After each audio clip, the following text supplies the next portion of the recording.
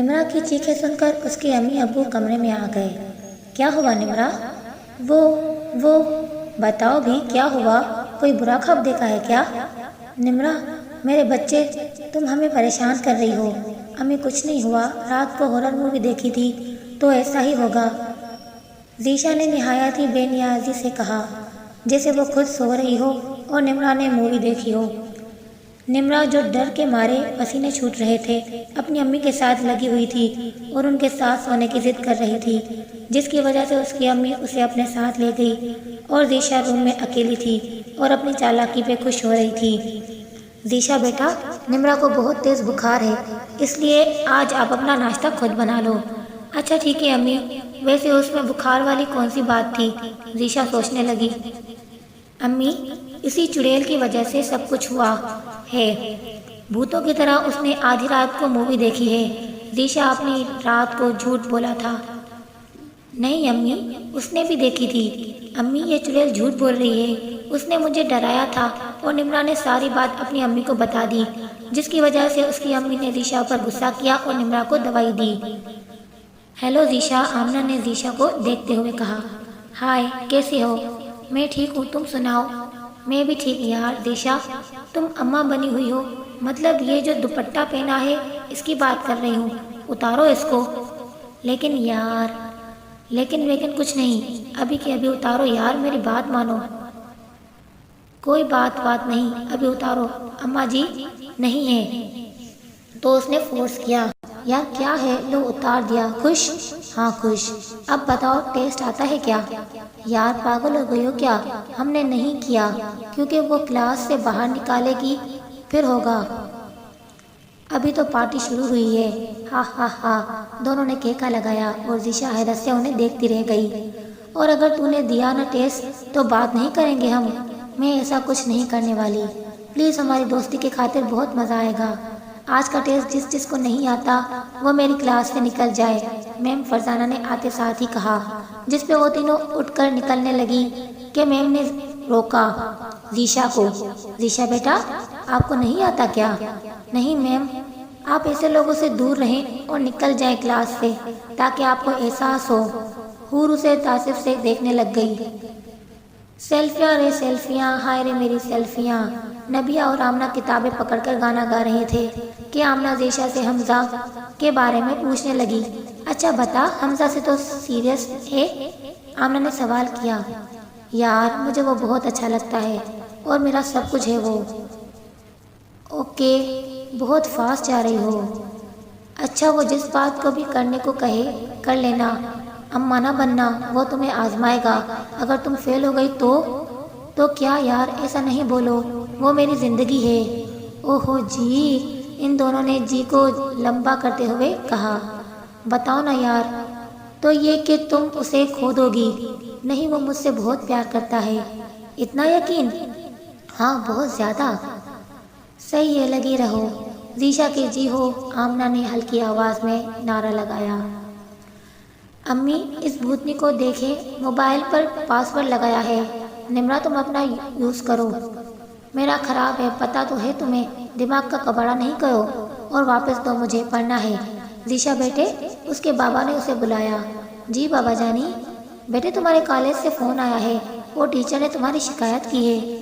بابا جانی، میں نے دوسرا ٹاپک تیار کر لیا تھا اور ٹیسٹ دوسرے کا تھا۔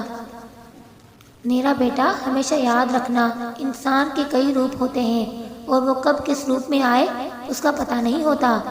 اچھی صحبت ایک خوشبو کی مانند ہے، جو لوگ اچھی صحبت میں ہوتے ہیں ان سے خوشبو آتی ہے، اور جو بری صحبت اختیار کرتے ہیں ان کا انجام برا ہوتا ہے۔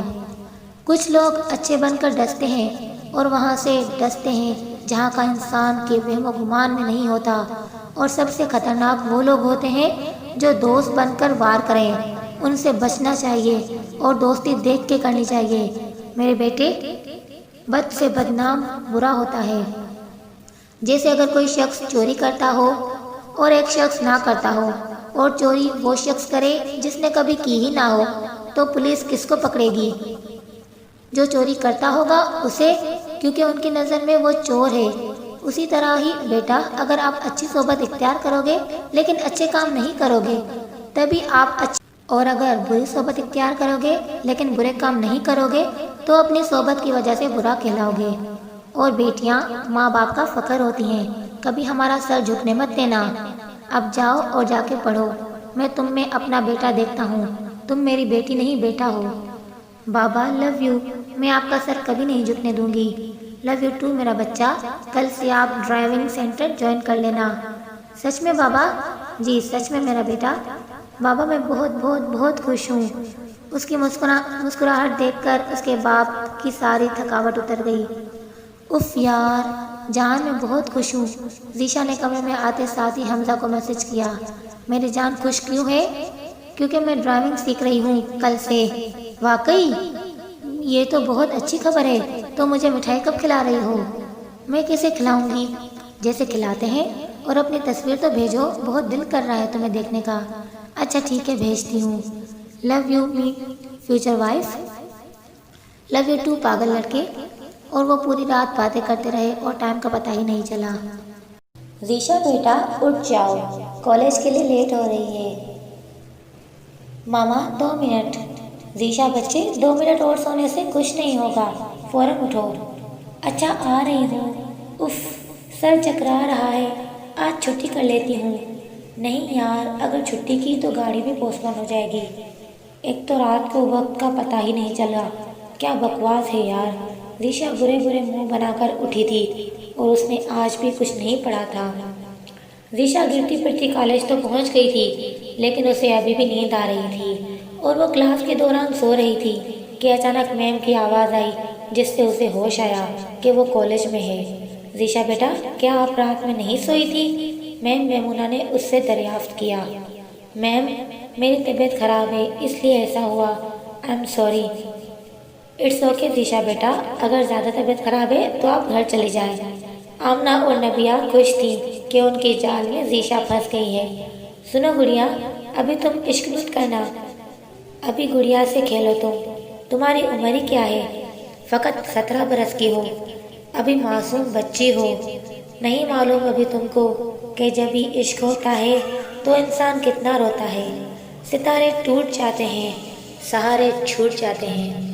ابھی تم نے نہیں دیکھا کہ جب ساتھی بچھڑتے ہیں تو کتنا درد ملتا ہے، کہ ہر وقت فراق کے موسم میں ہزاروں غم ابھرتے ہیں، ہزاروں زخم کھلتے ہیں۔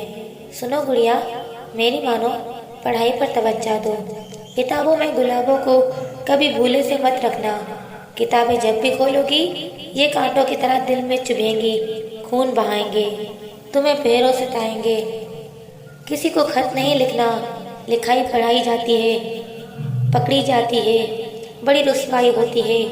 کسی کو فون مت کرنا، وہ ستاتی ہیں۔ میری نظمیں نہیں پڑھنا، یہ محشر اٹھا دیں گی، تمہیں پاگل بنا دیں گی۔ سنو گڑیا، میری مانو، ابھی گڑیا سے کھیلو ابھی تم عشق مت کرنا۔ ذیشا اس عشق کے چکر میں پھنس چکی تھی اور پوری رات وہ حمزہ سے باتیں کرنے میں گزار دیتی تھی۔ نمرا بیٹا خیر منا لے، آج تیرا رزلٹ ہے۔ ذیشا نمرا کے کمرے میں پہنچ گئی۔ اس دن کے بعد سے نمرا اپنی امی کے ساتھ سو رہی تھی اور حیرت کا جھٹکا اسے تب لگا جب نمرا نوافل پڑھنے میں مصروف تھی۔ نمرا یہ میں کیا دیکھ رہی ہوں؟ کوئی تو مجھے سنبھالو، نمرا نماز پڑھ رہی ہے، وہ بھی نوافل، بغیر کسی کے کہنے۔ واہ بھائی واہ، رزلٹ تمہیں ماننا پڑے گا، اچھے اچھوں کو نمازی بنا دیا۔ ذیشا نے اسے تنگ کرنے کے لیے کہا۔ میری چڑیل بہن جس کو ہم کوڑے سے اٹھا کے لائے تھے، آپ اپنے کام سے کام رکھیں، اوکے؟